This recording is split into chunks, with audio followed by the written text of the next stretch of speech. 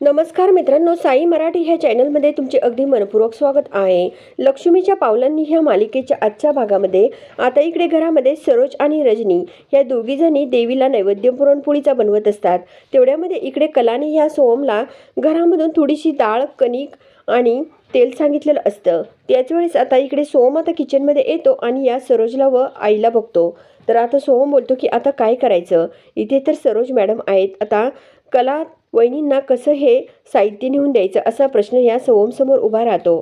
त्यावेळेस सोहम आता आपल्या आईकडे बघतो आणि थोडंसं खानाखुना करून सांगण्याचा प्रयत्न करत असतो. परंतु तेवढ्यामध्ये रजनी मॅडम ह्या सोहमला बोलते की काय रे सोहम, अरे तुझं काय खानाखुना करायचं काम चाललंय. त्यावर आता इकडे सोहमकडे लगेच ही सरोज मॅडम पण बघते.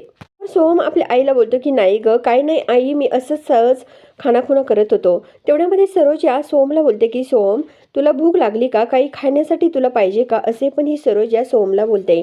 त्यावर सोहम बोलतो की नाही, मला भूक वगैरे काही लागलेली नाहीये. पुढे असं बघायला मिळतं की आता इकडे सोहम हा थोडंसं गुचकी येण्याचं नाटक करू लागतो. तेवढ्यामध्ये पुन्हा ही रजनी आणि ही सरोज या सोहमकडे बघतात. आता सोहम थोडासा साईडला जाऊन उभा राहतो. त्यानंतर आता ही रजनी या सोहमसाठी पाण्याचा ग्लास भरून साईडला येते. तर सोहम आपल्या आईला बोलतो की आई, अगं मला उचकी वगैरे काही लागलेली नाहीये. पुढे असं बघायला मिळतं की आता इकडे सोहम आपल्या आईला सांगतो की अगं कलावणीला हे साहित्य लागतं, डाळ, कणिक वगैरे तेवढं मला पाहिजे, देतील का, असे पण आता सोहम आपल्या आईला विचारतो. रजनी बोलते की हो देते, थांब मी तुला इथे आणून. सरोज आता इकडे किचनमध्ये असताना रजनी ही सरोज जवळ जाते आणि सरोजला ही रजनी सांगते की मला थोडंसं हे साहित्य हवं होतं. त्यानंतर आता सरोज तेथून गायब होते. इकडे ही रजनी एका पिशवीमध्ये कलाला जेवढं जेवढं साहित्य लागतं तेवढं सर्व काही एका पिशवीमध्ये साहित्य भरून या सोमच्या हातात देते. तर सोम सर्व काही साहित्य घेऊन घराबाहेर येतो. नंतर आता इकडे घराबाहेर कला ही आता 3 विटांची चूल तयार करते. आता ही चूल तयार करत असताना ही कला त्यामध्ये छोट्या काड्यांचे तुकडे करून त्या चुलीमध्ये घालत असते.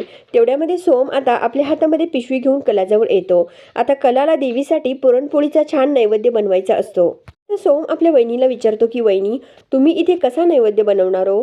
त्यानंतर आता ही कला या सोमला सांगते की अहो, आज आपल्या घरामध्ये देवी आल्या आहेत आणि देवीसाठी माझ्या हातून काही झालेलं नाहीये, त्यामुळे मी असं ठरवलं की इथे ह्या देवीसाठी नैवेद्य बनवून देवीसमोर द्यायचा, असे पण ही कला या सोमला सांगते. त्यानंतर सोम आपल्या हातातील ती पिशवी या कलाच्या हातात देतो. कला त्या पिशवीमधून जेवढं जेवढं नैवेद्य करण्यासाठी साहित्य लागतं तेवढं सर्व साहित्य हळूहळू बाहेर काढते. दुसरीकडे असं बघायला मिळतं की आता इकडे घरामध्ये दिनकरराव हे घरात असतात आणि थोडंसं काम करत असतात. त्याचवेळेस दिनकररावांना सरोजचे सर्व काही बोलणे आठवत असतात. सरोज जेव्हा संगीताबाईला जे काही शब्द बोललेली असते ते सर्व शब्द दिनकररावांना आठवतात. दिनकरराव आपल्या मनाशी बोलतात की एवढं घरामध्ये भयंकर प्रकार घडलाय, माझी कला किती विचार करत असेल, किती काळजी करत असेल, असे दिनकरराव आपल्या मनाशी बोलतात.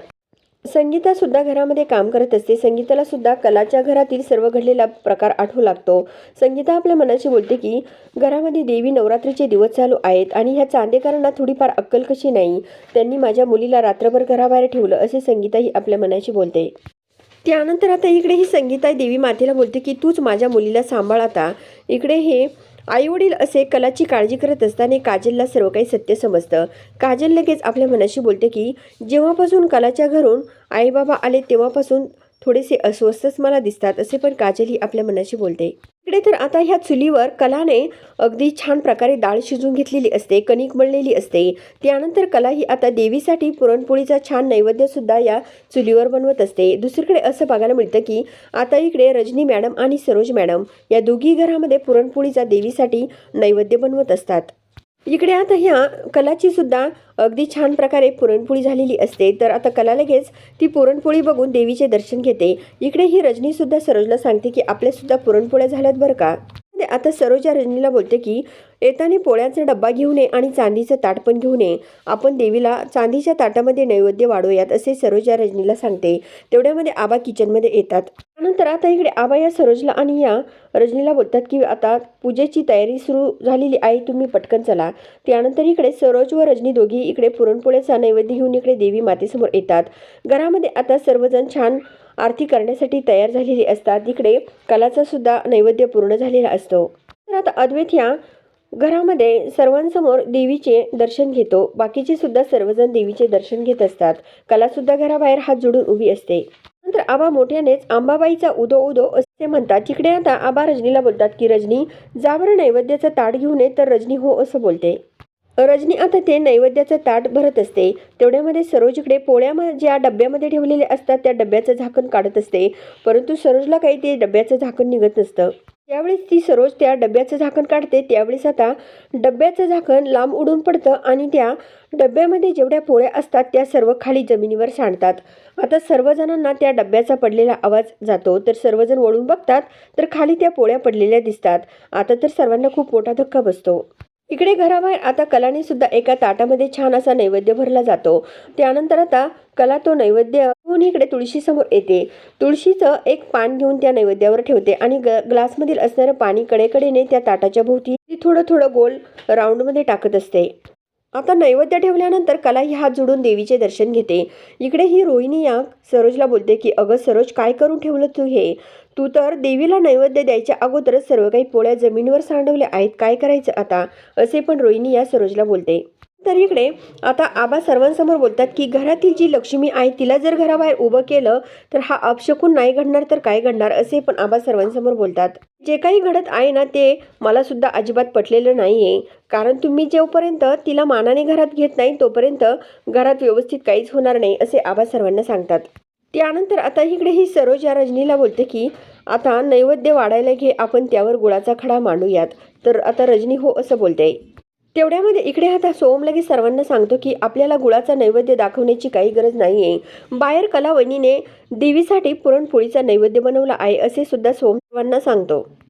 तेवढ्यामध्ये आबा बोलतात की बघा बघा कला किती हुशार आहे. तिने बाहेर पुरणपोळ्या बनवला आणि स्वतःच्या हाताने देवी मातेने तिचा नैवेद्य बनवला, असे पण आता आबा सर्वांसमोर बोलतात.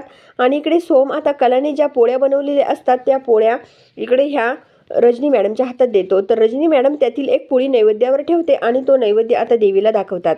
आता घरामध्ये अंबाबाईचा उदोउदो आरती सुरू होते. त्यानंतर सर्वजण टाळ्या वाजवत ही आरती म्हणत असतात. इकडे आता कला सुद्धा घराबाहेर टाळ्या वाजवत असते. अद्वैत हा स्वतःच्या हाताने देवीची आरती करत असतो. त्यानंतर आता घरातील सर्वांना ती आरती देत असतो. इकडे कलासुद्धा घराबाहेर आता हात जोडून उभी असते. त्यानंतर घरामध्ये सर्वजण जेवण करण्यासाठी बसतात. इकडे आता आबा सर्वांना ती कलाने जी काही पुरणपोळ्या नैवेद्यासाठी बनवलेल्या असतात त्या सर्व एकेकांना प्रसाद म्हणून एक एक पोळी देण्यासाठी सांगतात. आणि आबा सर्वांसमोर बोलतात की मी फक्त आता ही प्रसादाची पुरणपोळीच खाणार आहे, बाकी मला काही खायचं नाही, असे आबा सर्वांसमोर बोलतात. तिकडे मुलगी उपाशी आहे बाहेर आणि मी इथे कसं खाऊ, असे आबा बोलतात.